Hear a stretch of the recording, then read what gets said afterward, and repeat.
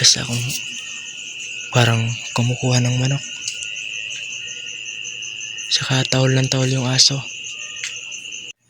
So yun mga boss, nagising tayo kasi may narinig akong parang kumukuha ng manok. Baka ninanakaw na yung mga manok natin doon sa likod. Kaya titingnan natin. Punta natin yung mga manok natin. Bisitahin natin, baka ninakaw.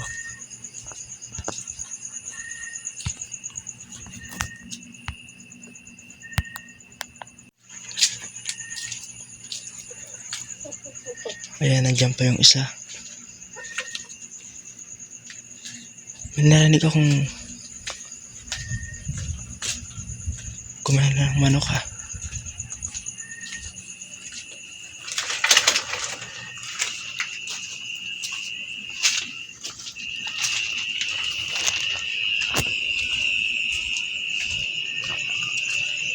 Bisitahin natin yung mga manok, baka kulang.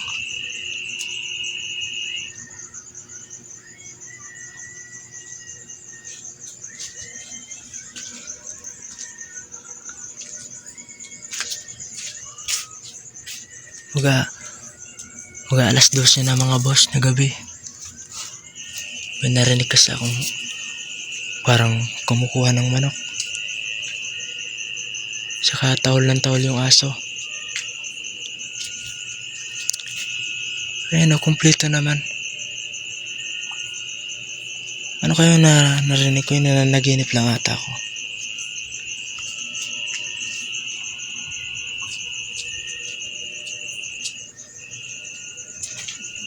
Kompleto naman mga boss. Yung isa ayun, tutulog na.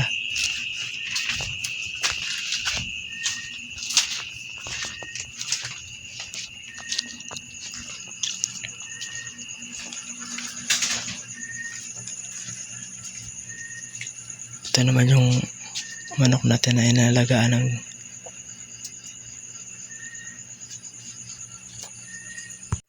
so yun lang mga boss.